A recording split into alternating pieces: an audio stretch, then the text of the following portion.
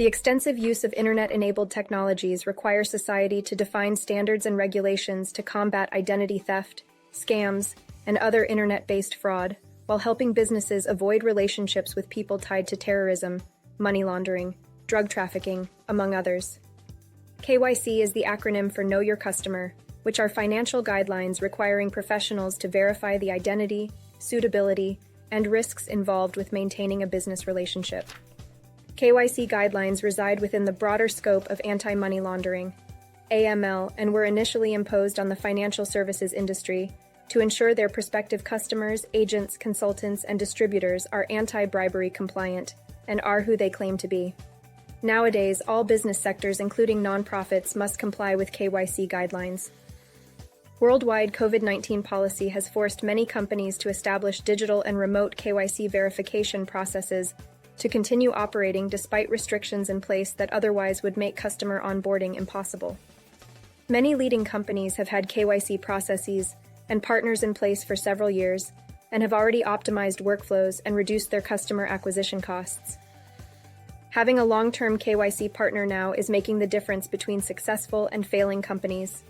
To further complicate the situation for many businesses, large and small, blockchain technology and cryptocurrencies like Bitcoin and Ethereum have started another digital transformation process that involves a relatively new concept known as decentralized identity.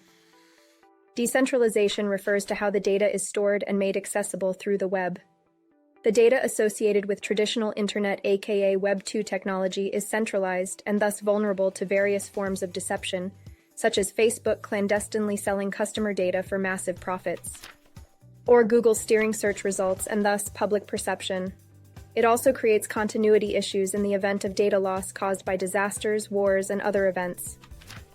Data associated with Web3 technology is decentralized and distributed among hundreds of thousands of computers running nodes, similar to software, across the world. In theory, this makes the data much less vulnerable to deceptive behaviors and continuity issues because of the sheer amount of redundancy inherent within such a system. This all sounds great in theory, assuming an identity framework exists in the blockchain world, just as it has in the US since the Social Security Act of 1935.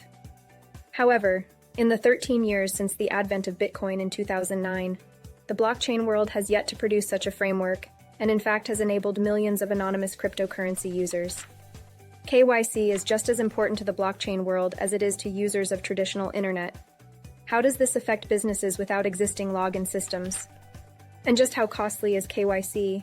It means you will have to incorporate user authentication and account management into your website and implement a KYC and ID verification customer onboarding process. The actual cost you incur depends on your needs and can typically vary from a few $100s for the most basic login system to tens of thousands of dollars for the most secure. Login and systems are not to be taken lightly. Consider the old adage, time is money, and login processes you've previously utilized both at work and home. And then picture the following example of a fictitious company's internal login processes. Every time we enter a password, it takes us out of our workflow. You try to remember the password, enter it correctly, and click on login before getting any work done.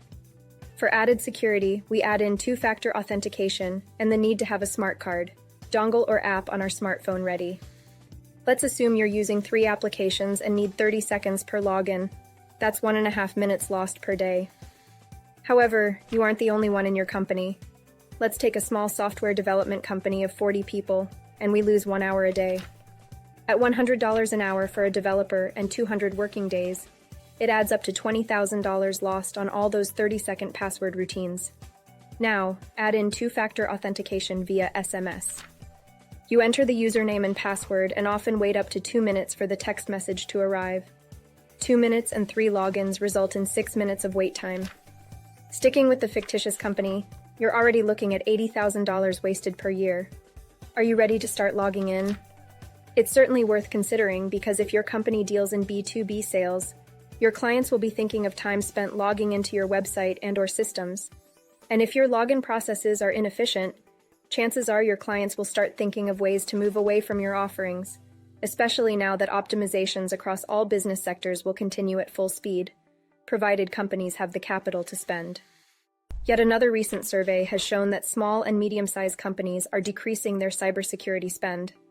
And it appears that a lack of funds might be a driving factor behind SME decisions to decrease cybersecurity investment.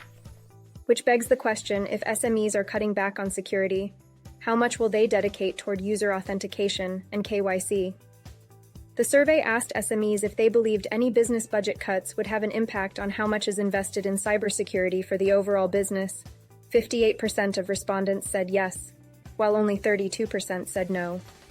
Likewise, when asked whether they believed that a decrease in business performance would lead to a decrease in how much they invest in cybersecurity for their business, 72% of individuals said it would, while only 28% said it would not.